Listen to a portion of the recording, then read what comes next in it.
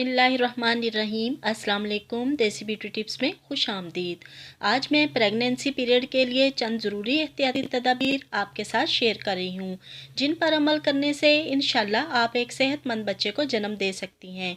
ये एहतियाती तदाबीर हर उस औरत को इख्तियार करनी चाहिए जो माँ बनने वाली है।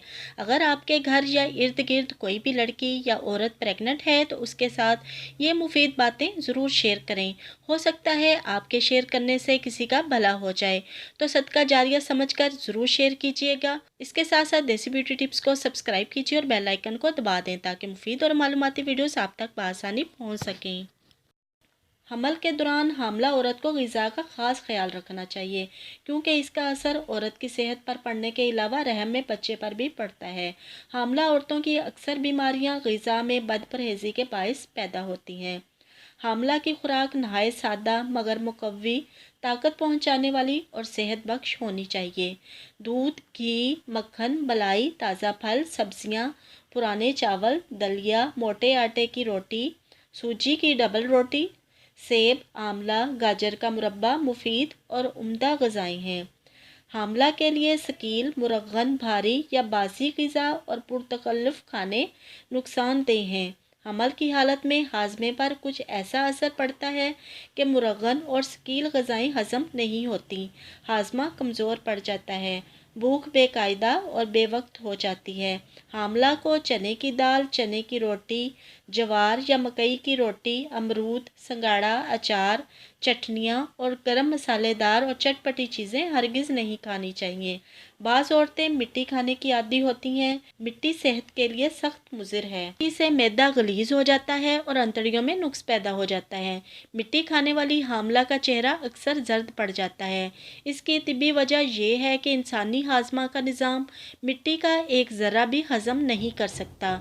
ये चीज़ें हामला के मैदे में जाकर फतूर पैदा कर देती हैं, मैदे और अंतड़ियों की दीवारों को लेप कर देती हैं, जिसका नतीजा ये होता है कि खुराक इन दीवारों से गुजरकर खून में तब्दील नहीं हो सकती। हाजमा ख़राब हो जाता है, रहम में बच्चे को सख्त नुकसान पहुंचता है।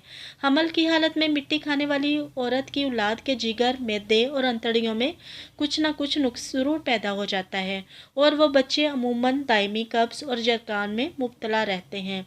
और अगर मिट्टी की बहुत ही ख्वाहिश हो तो निशास्ता की टिक्कियाँ या तबाशीर खाया करें, इससे मिट्टी की आदत छूट जाएगी।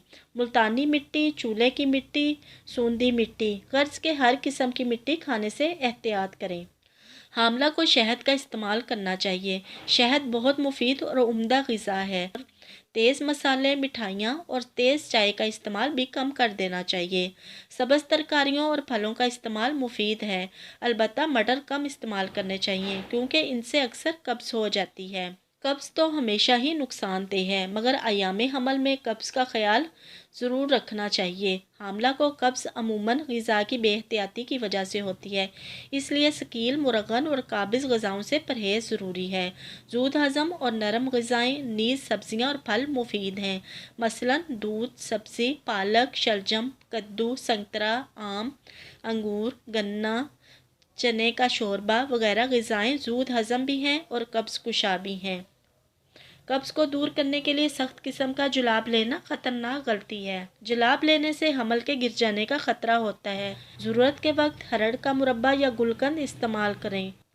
मामूली कब्ज़ में रात को सोते वक्त तोला या 1.5 तोला बादाम रोगन या रोगन ज़ैतून दूध में पी लें। बादाम रोगन अगर ज़माने हमल के शुरू में ही इस्तेमाल किया जाए तो बहुत मुफीद है, फिर कब्ज़ की शिकायत भी नहीं होती और बच्चा आसानी से पैदा होता है। हामला औरत को भूखा नहीं रहना चाहिए।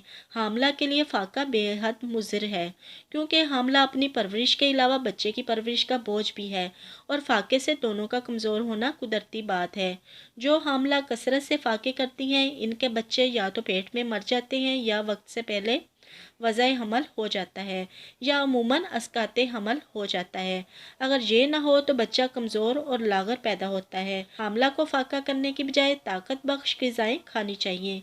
जिन औरतों की छातियों में दूध नहीं उतरता, इनमें अक्सर ऐसी औरतें होती हैं जिनको हमल के ज़माने में काफ़ी ग़िज़ा नहीं मिलती।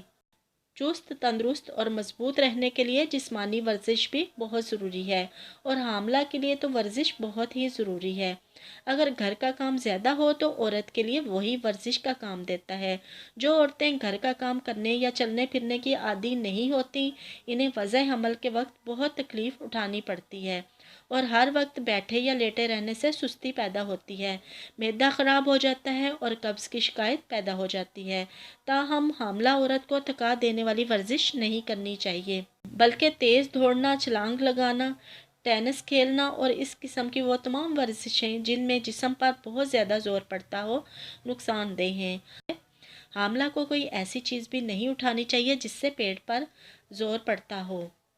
हामला औरत को शौहर के पास नहीं सोना चाहिए, ख़ुसूसन चौथे महीने से पहले और 7वें महीने के बाद। बहुत ज़्यादा एहतियात की ज़रूरत होती है। हामला औरत को ऐसे मकामात जहाँ किसी डर या अंदेशा हो हरगिज़ नहीं जाना चाहिए, क्योंकि औरतों का दिल नरम होता है और वो बहुत जल्द डर जाया करती हैं। डर या खौफ से अस्काते हमल होने का अंदेशा होता है। उम्मीद है वीडियो पसंद आई होगी। वीडियो को लाइक शेयर करना मत भूलिएगा। मिलते हैं एक नई वीडियो के साथ। अल्लाह हाफिज़।